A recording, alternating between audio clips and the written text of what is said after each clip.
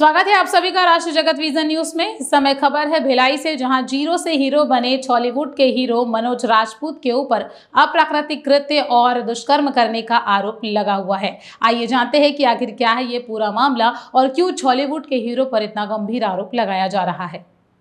दरअसल भिलाई 3 के निवासी एक नाबालिग से जमीन कारोबारी मनोज राजपूत ने वर्ष 2011 में पहली बार अनाचार किया था। इसके बाद शादी का प्रलोभन देकर उसका दैहिक शोषण करता था। पीड़ित पक्ष के साथ मनोज राजपूत का परिचय था।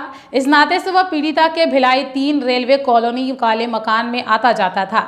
इसी दौरान घर पर अकेली देख मनोज राजपूत ने नाबालिग के साथ अनाचार किया और किसी को भी नहीं बताने की धमकी देकर खामोश रहने को कहा। जिस वक्त मनोज राजपूत ने पहली बार अनाचार किया था तब पीड़िता नाबालिग थी, लेकिन अब वह बालिग हो चुकी है। उसने हिम्मत करके अपने साथ वर्ष 2011 से हो रहे अनाचार की जानकारी परिजनों को दी, जिसके बाद पीड़िता ने परिवार वालों के साथ जीआरपी थाना भिलाई 3 पहुंचकर मनोज राजपूत के खिलाफ लिखित में शिकायत दर्ज कराई। शिकायत मिलने पर पुलिस की टीम ने धारा 376, 377 व पॉक्सो एक्ट के तहत अपराध कायम कर आरोपी मनोज राजपूत को गिरफ्तार कर लिया है। उल्लेखनीय है कि मनोज राजपूत जमीन का बड़ा कारोबारी है और दुर्ग बाईपास रोड पर मनोज लेआउट के नाम से वह दफ्तर संचालित करता है। हाल ही में मनोज राजपूत ने अपनी बायोपिक पर आधारित छत्तीसगढ़ी फिल्म गांव के जीरो शहर में हीरो का निर्माण किया है, जिसमें उसने मुख्य किरदार अभिनीत किया है और यह छत्तीसगढ़ी फिल्म कुछ दिन पहले ही सिनेमाघरों में प्रदर्शित हुई है। ये जब मैं 17 इयर्स की थी उस टाइम मेरा इंजीनियरिंग में दाखिला हुआ था बीआईटी दुर्ग में प्रथम सेमेस्टर में। तो उस समय हमारा घर में उनका आना जाना रहता था। बुआ के लड़के हैं तो घर में विश्वास ऐसा था कि आते जाते भी रहते थे तो फ़र्क नहीं पड़ता था। तो एक दिन अचानक से फ़ोन किए और बोले कि कहाँ है घर में, कुछ सामान छोड़ना है, आ रहा हूँ। उसके बाद बोले कि घर में कौन कौन है, पूछे थे। फिर अचानक आते ही घर में अकेला पा के उस समय मेरे साथ जो भी हुआ, उसके बाद जब विरोध करी तो फिर जान से मारने की धमकी वगैरह दिए थे कि अगर तू किसी को बताई, क्योंकि मेरे पापा काफ़ी गुस्सैल है। उस समय मैं पापा से भी काफ़ी डरती थी, अगर बताती उनको तो शायद कुछ कर भी देते, तो इसलिए मैं चुपचाप कुछ भी नहीं बोल पाई। फिर उसके बाद फिर रिपीट ये होता रहा। उसके बाद मैंने अगेंस्ट लिया कि अब मैं पापा को बता दूंगी। जब ये रिपीट हुआ तब मेरे को बैठाए, बोले कि नहीं, जब अभी तो मेरा तलाक चल रहा है, प्रोसेस में है, जिस दिन तलाक हो जाएगा तुमसे ही शादी करूंगा। तो बोलते बोलते फिर तब जाके मैं ठीक है सिचुएशन समझी तो ऐसा होता नहीं। तो बोले थे कि देखो मेरी माँ एक बार बताई थी कि हमारे समाज में ऐसा शादी हो जाता है और ऐसा हुआ भी है और वो बहुत अच्छे से भी रह रहे हैं, उनका तो परिवार फल फूल भी रहा है, अच्छा कोई 2-4 दिन रहता है सब सेटल हो जाता है, ऐसा बोले मुझे। आज आपने कंप्लेन की, हाँ, इस साहस के लिए आपको कैसे सामने आए? इसके लिए तो शायद मुझे अपने आप को मानना पड़ा है मुझे अपने परिवार के अगेंस्ट आना पड़ा है।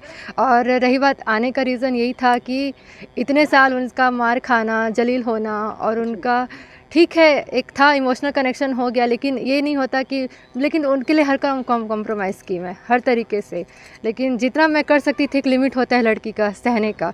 जिस दिन मुझे पता चला कि मेरे अलावा इनका अन्य लड़कियों से भी बहुत से संबंध है, जो मेरे साथ प्रूफ के साथ आया, पहले मैं नहीं विश्वास नहीं की थी, हो ही नहीं सकता बोली, लेकिन जब प्रूफ आ गया, सामने हुआ, मैंने इनसे सवाल किया। मैं दिल्ली से आई कि मेरे को मेरे सवालों का जवाब दो। आप अगर किसी और के साथ था तो आप मेरे साथ क्या कर रहे थे 10 साल?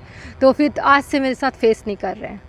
मैं यहाँ आई 18 सितंबर से ट्रेन से आई, स्टेशन में मैंने बुलाया, फेस करो, सवालों का जवाब दो, नहीं जवाब दिए। अब मिलूँगा तब मिलूँगा, टाल मटोल करते रहे। उसके बाद जब सिचुएशन बढ़ता रहा, मैं पैनिक होते जा रही थी। घर मतलब ऐसा था कि मेरी लाइफ जो है सिर्फ ये थे और मेरा परिवार, बाकी दुनियादारी से मुझे कोई मतलब नहीं था। 9 तारीख और हो सकता है ये करने के बाद मुझे कुछ नुकसान भी पहुंचा देगा मेरे परिवार।